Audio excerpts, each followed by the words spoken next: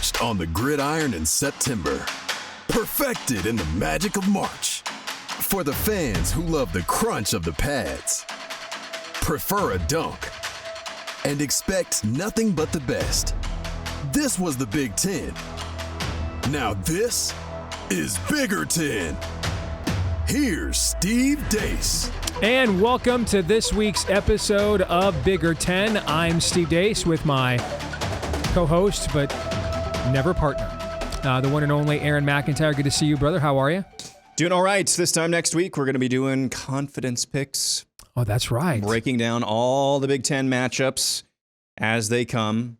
This time next week, we'll be less than 24 hours away from game day, the first real game day. Yeah.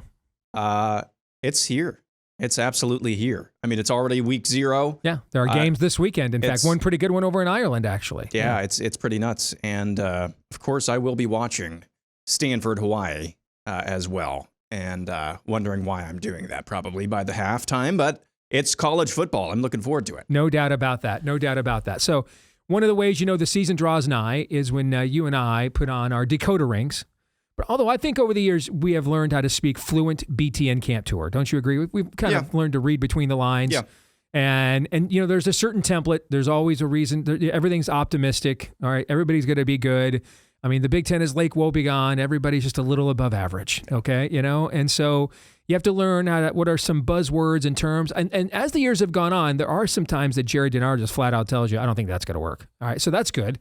But that only happens a few times. The rest of the time, you kind of have to figure it out, read between the lines. So over the next 2 weeks here on Bigger Ten, we're going to go through what stood out to us with all of the BTN Camp Tour reports. We're going to do the first 9 schools they covered this week, and then the back 9 will be next week heading into game week. So Aaron, let us begin. We're going to do 5 schools in this segment, all right? And it started out with Nebraska right at the first of the month. And I thought it was tough to glean much since they said they weren't in pads yet. And this was the first school they had been to, so there was nobody to compare it to. But they did seem very impressed overall with the development of Dylan Raiola in year 2. They also thought the weapons around him looked pretty good, including the wide receivers, which stands out to me because, you know me, I'm a big SP plus Bill Connolly guy. But he's only got Nebraska rated 70th on offense, and I think that's way low, way low.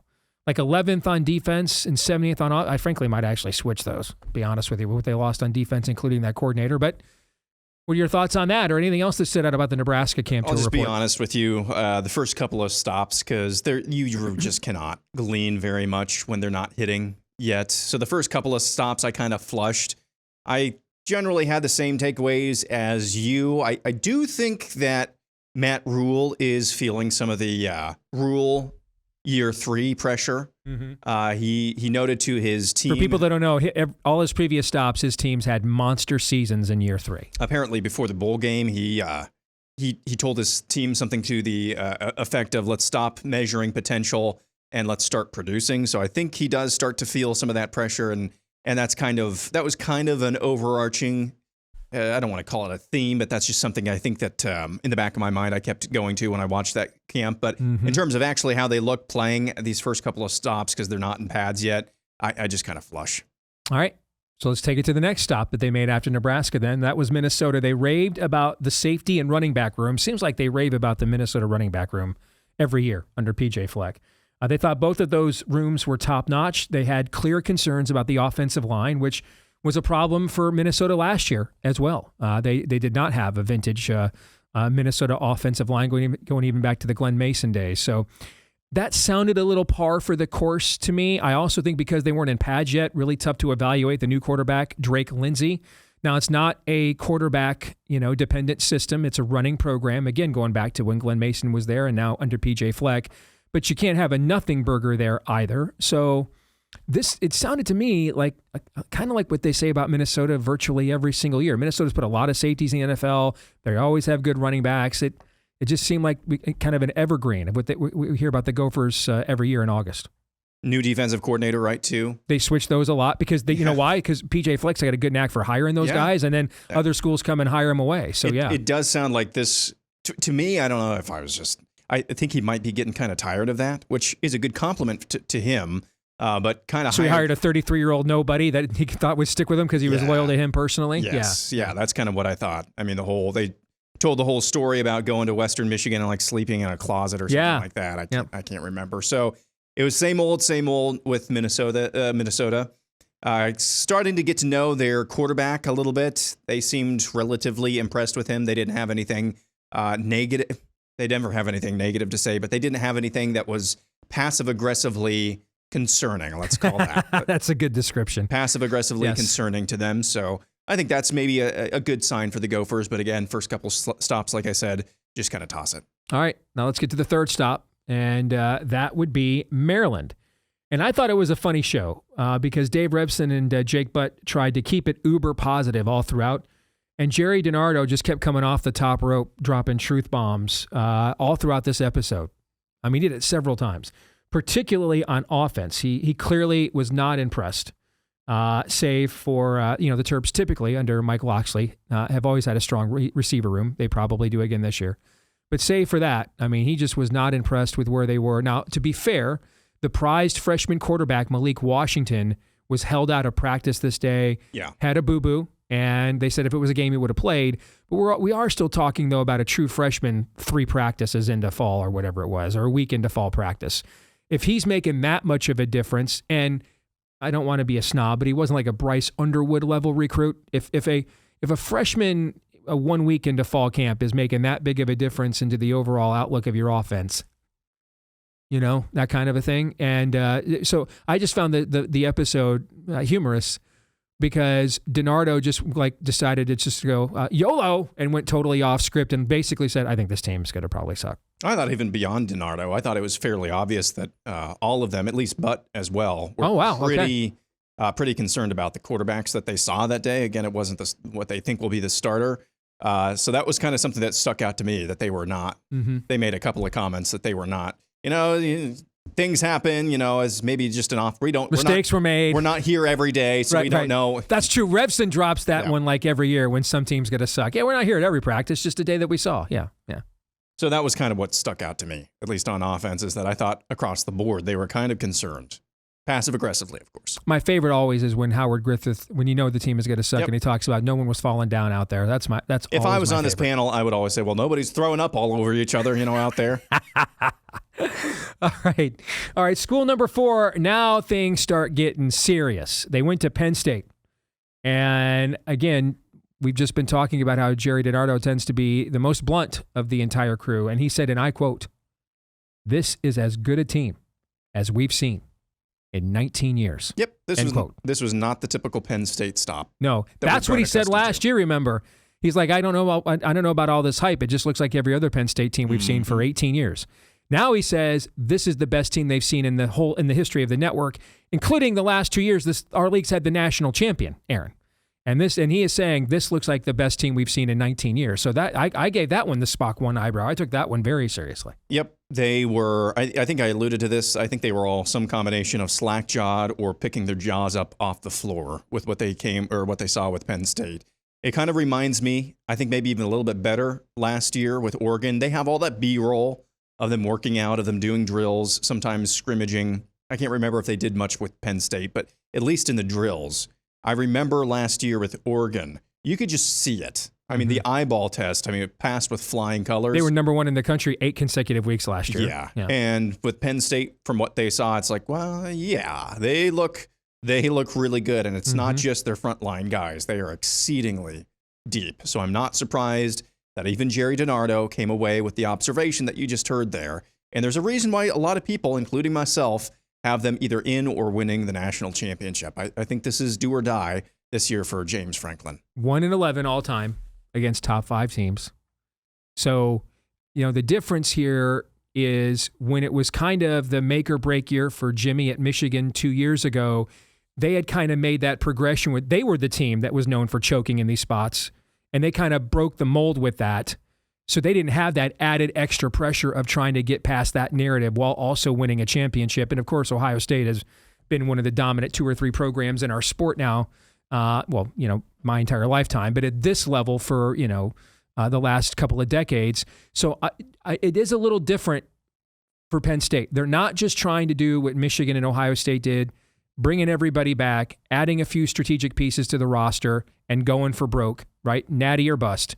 But they have to do it at the same time that they still have to prove that they even belong in that space. Remember, they got to the semifinals last year, but, you know, if you look at the teams they beat, Boise State. I know. Yeah, they still didn't play a top 5. They got to the national semifinals and still didn't play a top 5 team, or still didn't beat a top 5 team, I mean. Yeah, I was trying to give them the benefit of the doubt because I thought those two, I think SMU and Boise State, they were good teams. Good teams. I mean, they made it to the college football playoff. I still get what you're saying, though, is that when it comes to some of these people, if you want to beat the man, you got to beat the man. Yep. The whole mantra. Yep. When it comes to those types of teams, Penn State just has not fared well. But we're going to find out this year. I think the schedule shapes up for them exceedingly well. I think it's exceedingly manageable. Not easy, but manageable. Mm-hmm. We're going to find out if they're even capable of this under James Franklin. All right, we have one more before the break. All right, let's go to Rutgers.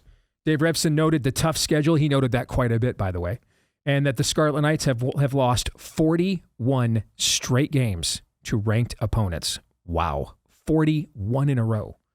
DiNardo said that he thought this was the best roster he has seen in 19 years in Piscataway. So, I mean, those kind of things then go together because they had the favorable schedule last year. Remember, we kind of joked at this a year ago at this time that the Big Ten decided to do them a solid for all those years. They had to play Michigan, Penn State, and Ohio State every year and gave them one of the softest schedules.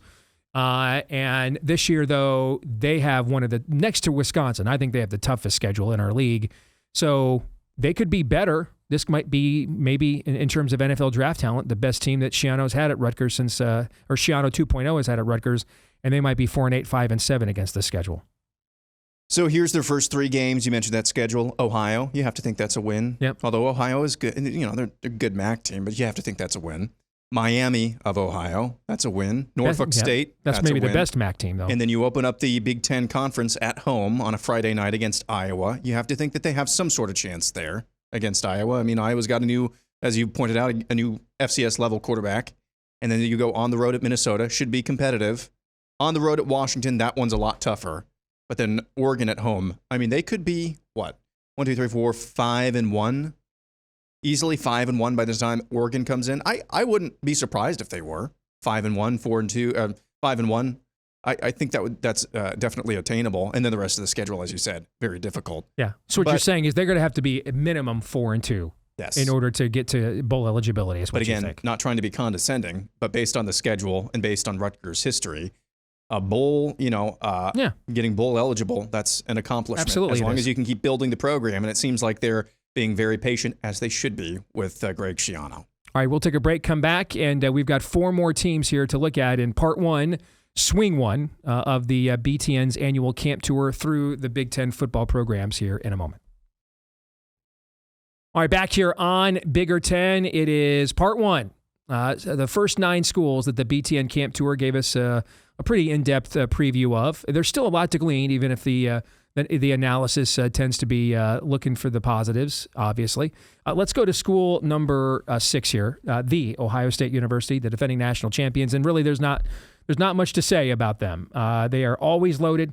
The biggest story they reported, which now has changed in 24 hours ago when we started recording this, but they were reporting that it was a true quarterback competition at the time, Aaron. They were splitting reps with the ones. This wasn't, they're trying to stop a guy from, transferring out, or a coach trying to send a message and act like it's a competition when it's not. But in the end, the reps in practice are the thing in which you'll catch the conscience of the king, right? I mean, you only have so much time, only so many practices, only so many reps. So are you really giving a guy his share of reps with the number ones? If you are, then it's a competition. If you're not, then it's not, despite what you might say publicly. But they made it very clear that between Kreinholz and Sand, this was a real competition. Now, as I just previewed, 24 hours ago, Ohio State did come out and name former 5-star recruit Alabama transfer Julian Sand as its starting quarterback at the start of the year against number 1 Texas, which, by the way, Aaron, it's the first time in the history of the AP poll that the preseason number 1 team, they've been doing AP preseason polls since 1950, it's the first time the preseason number 1 team is an underdog in the first game of the year. Texas is a slight underdog at Ohio State. Julian Sand, who was the top quarterback in the 25 class, against Arch Manning, the top quarterback in the 24 class. What I also find interesting about this is him and Kreinholz are totally different quarterbacks. Right? Kreinholz was a 3-sport star, borderline Major League Baseball draft pick, much more athletic guy. Saying you're much more polished pocket passer, although he is on the short side. So that's the other thing too. That means well into camp, they were splitting reps with two guys who would run completely different styles of offense depending on whether they're in the game or not. So I found that to be fascinating. It also could be that maybe they're going to, play both of them at times, like in the red zone. Maybe go to the running quarterback, for example. I don't know. We'll see. I can't remember if it was Jeremiah Smith or Carnell Tate. They interviewed them both, BTN did, and they both said, and I think they even overtly said, it's really hard to get a flow going on offense because you're alternating snaps. And they're, again, totally different styles. Yeah. And I was surprised that the players said, I can't remember if it was Jeremiah Smith or Carnell Tate that said that, but they were pretty honest about that. So that was something that stuck out to me, is that that actually does seem like a real quarterback competition. And, I was listening, I think it was this morning. Coach Neuheisel on Sirius XM talking about it was his least favorite part of his job when he was a head coach. Maybe it wasn't Neuheisel. It was some coach recently that I was listening to. Least favorite part are these parts of the job. Because on the one hand, you do not want whoever ends up being your starting quarterback to be looking over his shoulder. Right. Yet at the same time, most important position on the field, and so you got to get this decision right. There's no good way to go about this. And so when I heard it was Tate or Smith talking about how it was really hard to get a flow going offensively, I was thinking, is Ryan Day handling this well? The answer is there's no good way to handle it. So I think that would be something that's slightly concerning to me going into the season now. They've got a week and a half, 2 weeks with the same guy, so hopefully they can get that offensive flow going. But when you're struggling with flow and you're installing your offense, as you would do during fall camp, that's just an added layer of difficulty, which Ohio State has the talent to overcome, but it's still an added layer of difficulty nonetheless. The good news for Ohio State, even though they're playing in a 1-versus-2 matchup to open the season, Texas is probably, to a lesser degree, having similar issues as well, with Arch Manning, really being the first time as the guy. No quarterback competition that we know of, but it's going to be, I think that game is going to be, at least in the first half, maybe the first 3 quarters, a lot of feeling out on both sides of the ball. It could be a little bit ugly, even though we're looking forward to it, and we should, as the highly ranked matchup that it is. I'm pretty confident, regardless of their disparate styles, that both Lincoln and Julian can do this. Throw the ball to Jeremiah Smith. In the huddle. All right, we're throwing it up to Jeremiah Smith on 3. Ready, break. That's why I'm not worried about Ohio State. Yeah. Again, they've had great quarterbacks throughout the years. That is true. They've had, maybe by Ohio State quarterbacks or standards, maybe a slightly below their standard of quarterback. What they've always had is talent everywhere. So I just think, I don't know what the ceiling is for this team. I think the floor is a college football playoff or being a game away from it at very worst. All right. Next team up. Don't disagree with you there. Next team up, Indiana. For some reason, Howard Griffith asked the players if they, quote, play with an attitude. I mean, what did they expect them to say? No, man, we're total robots out there. Just like, what is this? Beyond that, though, they noted there was a lot of talent that is back, but they also were adamant that they still have to get bigger and stronger up front. Curt Cignetti was adamant that they still have to get bigger and stronger up front. So I do think our audiences around the league have this idea that Indiana had all these COVID seniors and James Madison, 6th-year COVID James Madison guys that are out of eligibility, and it's a total rebuild, when that's not the case. A lot of the James Madison guys that came had multiple years of eligibility. I think they absolutely upgraded between a beat-up Curtis O'Rourke and a Fernando Mendoza that I think is an ascending player and a potential Friday or Saturday draft pick in the NFL. The schedule's tougher. Not that tough, but it's tougher than last year's cakewalk.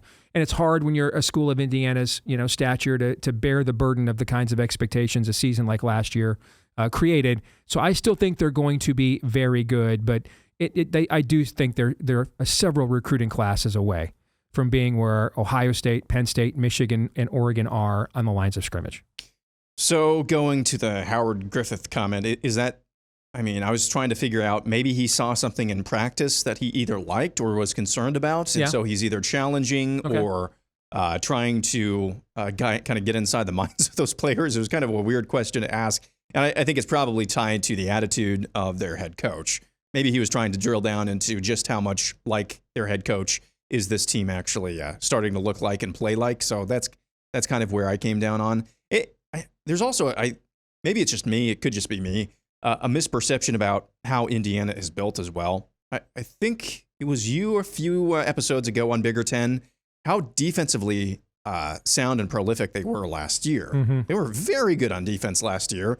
And I think some of these blowouts that they enjoyed, especially early on in the season, but Nebraska was another team they blew out. You just think that they're this high-flying, flashy offensive scheme team. No, they're just last year they were really, really good, sometimes on both sides of the ball, but all the time seemed like on the defensive side of the ball. So I kind of think what they took away from the BTN bus tour, or what I took away from the BTN bus tour stop in Bloomington, is that they're kind of holding steady this year.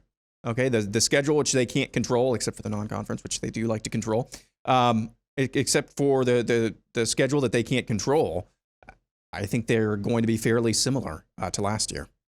Agreed. By the way, first time in the history of the AP preseason poll, Indiana and Illinois are ranked and USC is not. Never happened before. This is the first time. Yeah. All right, next school. Let's talk about Purdue.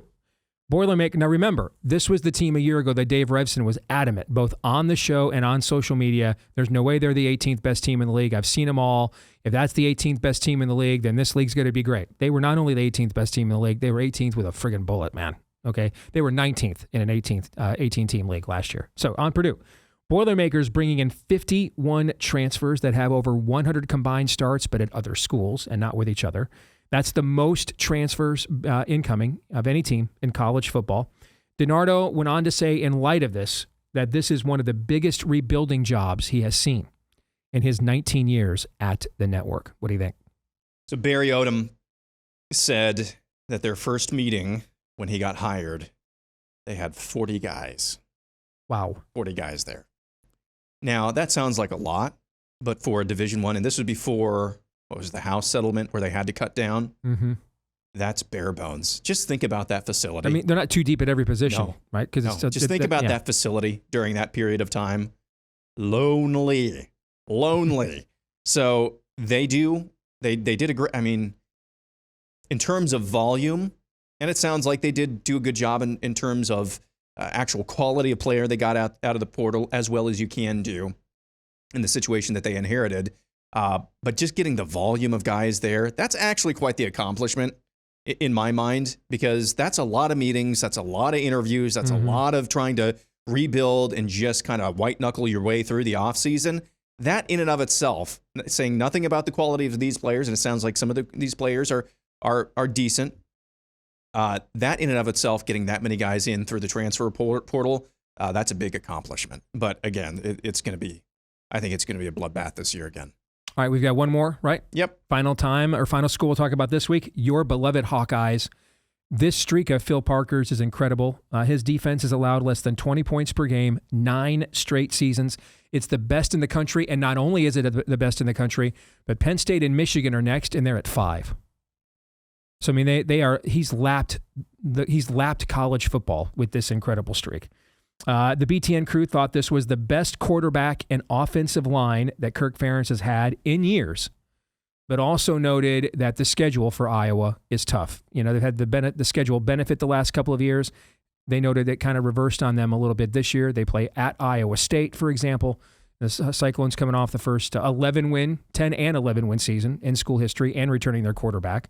And then some toughies in the Big Ten. They play both Penn State and Oregon, the two teams that played for the Big Ten championship a year ago. What do you think? So I thought throughout this, and again, they are effusive in what they like. Very, they play down anything that they are concerned about. So you have to take that with a grain of salt. But even as an Iowa fan who gets criticized for hedging against my own team way too often, I didn't really detect much that they were concerned about with this team, other than the schedule, which has been known for a while. I didn't detect anything. Their top 2 running backs were out of practice the day that they saw them. They didn't just like the 3rd and 4th and 5th string running backs. I think Dave Revson said they were great that day, including a freshman who, for some reason, didn't get any Power 5 offers, who's turning heads right now. Even Kirk Ferentz is talking about him. So, again, I think it's Minnesota, Rutgers, now Iowa. Indiana is in this, just in the teams we talked about today. They could have, on paper, objectively better teams than they have in the last few seasons, or in the case of Indiana, the same team, and have worse records just because of their schedules, the way that their schedules shake out. All of this stuff evens out over time. Mm-hmm. But I think if Iowa, I actually agree with Dave Revson. I think I know what he's talking about. If they get on a roll somehow, if they can survive Iowa State, survive their first opening game against Rutgers on the road, if they get on a roll, they could upset a Penn State. I don't know about Penn State, or an Oregon. Go on the road out west to USC. They could pull an upset this season, and that would make it a special season by Iowa standards. So I am more encouraged, more excited, I think, after the BTN bus tour stop in Iowa than I was previous to that. All right, good stuff. We'll come back. We'll wrap it up here in just a moment. Stay tuned. This week's X-Poll results, we asked you, last call before the season begins, make the bet to win the Big Ten, Ohio State, Penn State, Oregon, or the field. 73% said they're taking Ohio State, Penn State, and Oregon. 27% said they're taking the field. And given, that you and I bring a lot of Michigan and Iowa eyeballs along with us to this every single week, not a lot of confidence within our own fan bases there. This result, at least the margin of it, surprised me a little bit. Yeah, I mean, again, if this was betting, I'd want to know what the odds are on the field. True. And if I could get a really good number, yes, just if would there's you take the field at any plus money at all? $5. Okay. Yeah. Something like that. Yeah. Pizza bet. Yeah. Pizza bet. Yeah. Sure. But in terms of who I would actually invest in, you put 100 down. You had to put 100 down, let's say. It would be those top three teams. Okay. What odds would you need to put 100 on the field? What would you need? Between 5 and 10 to 1. Okay. So at least 5 to 1. Makes sense. Okay. All right. So that's where I am. All right. That brings us to our feedback of the week, and it's from Michigander, who wants to note, hey, the last time Michigan was counted out like this, they went on to win 3 straight Big Ten championships and a natty. Michigan lives to be the underdog, and they ride behind that. Do not count Michigan out. So I will say this. I think it is very possible Michigan may have the best defense in the league. And all of the preseason analytics, SP+, all have it rated as a top 5 defense. I think the thing that people are concerned about, and rightfully so, is Bryce Underwood is among the biggest quarterback recruits to ever come into our league. I mean, you have to go back to a Drew Henson, a Jeff George, and these are eras Aaron's not even going to remember, all right? And we just don't typically get the quarterback in our league who's the number 1 overall recruit in his class at the exact same time. So the question then becomes, how good can he be and how fast?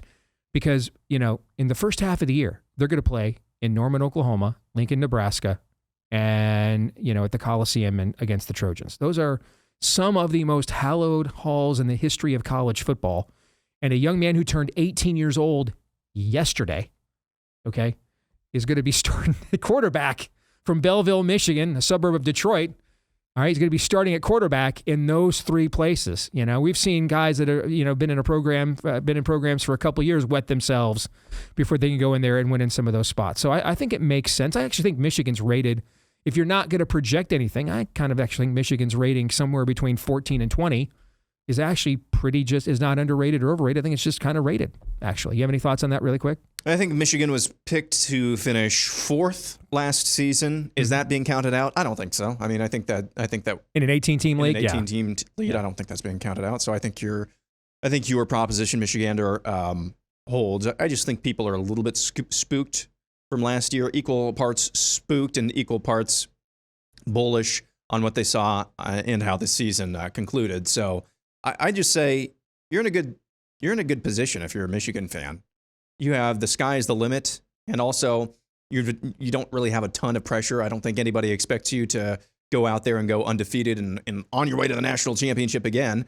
I don't know. I think you're sitting pretty. I think you've got all the tools to succeed. I think you've got the prize horse slinging the ball around the field for you when you need to. I don't know. I just sit back and relax and watch the season unfold. There you go. Good stuff. All right. Well, next week, we do the back nine. All right, the second leg of the BTN Camp Tour, and then we might have a little bit to say about that whole Ohio State-Texas game, because that's really that's not just the headliner. That is the game. That is the game, and the rest of the games for much of our league are frankly kind of warm-ups, except for that one game. So we're going to give that some of our attention as well, coming up here next week on Bigger Ten. In the meantime, don't forget to like, rate, subscribe, share, 5-star review, follow, comment here on YouTube. You can do that on iTunes and everywhere else that you can access our show. And if you do those things, it helps us to find people, more people that want to access our show here on Bigger Ten as well. So thank you for that. You can also follow us on X in between episodes at Bigger Ten on X. That's at Bigger Ten on X. Until the next time, for Aaron McIntire, I'm Steve Deace. We'll see you next week right here on Bigger Ten.